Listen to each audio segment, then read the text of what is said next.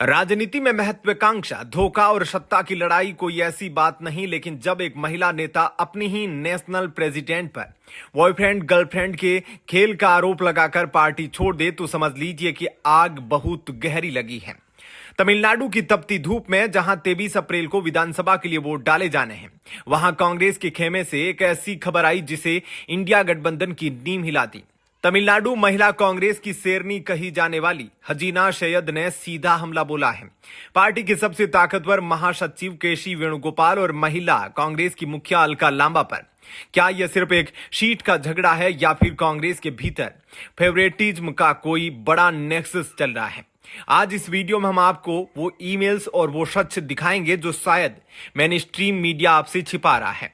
घटना की शुरुआत होती है एक लेटर से। अलका लांबा ने हजीना सैयद को पार्टी से निकालने का फरमान सुनाया, आरोप लगाया कि एंटी पार्टी एक्टिविटी का, लेकिन हजीना ने जो पलटवार किया उसने अलका लांबा की बोलती बंद कर दी।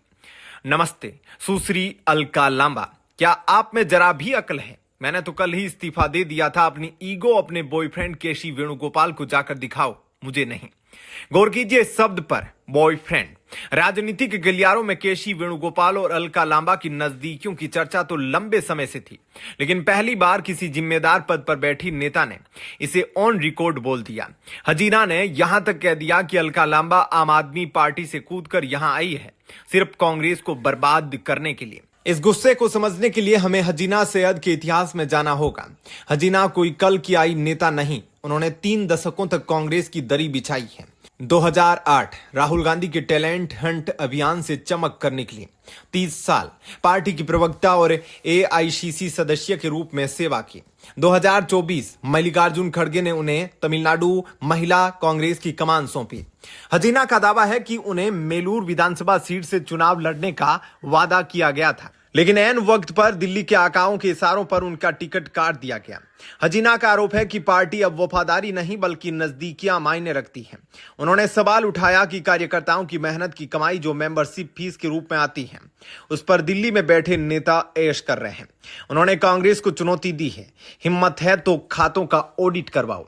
यह पूरा ड्रामा ऐसे समय में हो रहा है जब तमिलनाडु की 234 सीटों पर शाख दांव पर लगी है। कांग्रेस यहां डीएमके की जूनियर पार्टनर है। बीजेपी और अन्ना द्रमुक जैसे दल इस मुद्दे को लपक चुके हैं। पॉलिटिकल एनालिसिस की बात करें, जब हजीना सैयद जैसे पुराने नेता पार्टी छोड़ते हैं और केसी वेणुगोपाल जैसे कद्दावर नेता पर ऐसे निजी आरोप लगते हैं तो जनता के बीच मैसेज जाता है कि दिल्ली में बैठे नेता जमीन से कट चुके हैं। क्या केसी वेणुगोपाल अपनी छवि बचाने के लिए सामने आएंगे या अलका लांबा इन आरोपों को घटिया राजनीति कहकर खारिज कर देगी? अभी तक दोनों की तरफ से रहस्यमयी खामोशी है। हजीना सैयद ने एक और गंभीर बात कही है। उन्होंने कहा, मैं आपको ठीक कर दूंगी, अपनी हद में रहिए। यह सिर्फ एक महिला का गुस्सा नहीं बल्कि उस कैडर की आवाज है जो महसूस करता है कि पार्टी में अब बाहरी लोगों का बोलबाला है।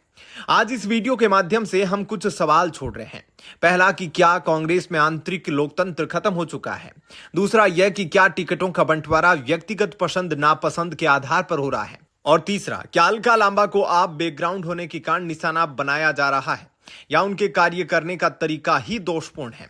दोस्तों, राजनीति में कुछ भी छुपा नहीं रहता। हजीना सैयद का यह विस्फोट तमिलनाडु चुनावों के नतीजों पर क्या असर डालेगा, यह तो 2026 की मतगणना बताएगी। लेकिन एक बात तय है, कांग्रेस के अंदरूनी हालात ठीक नहीं। आपको क्या लगता है, क्या हजीना सैयद का आरोप सही है? क्या केसी वेणुगोपाल को इस पर सफाई देनी चाहिए? कमेंट सेक्शन में अपनी राय जरूर लिखें। अगर आपको यह डिटेल एनालिसिस पसंद आया तो वीडियो को लाइक करें, शेयर करें और राजनीति की हर इनसाइड स्टोरी के लिए हमारे चैनल को अभी सब्सक्राइब करें। धन्यवाद।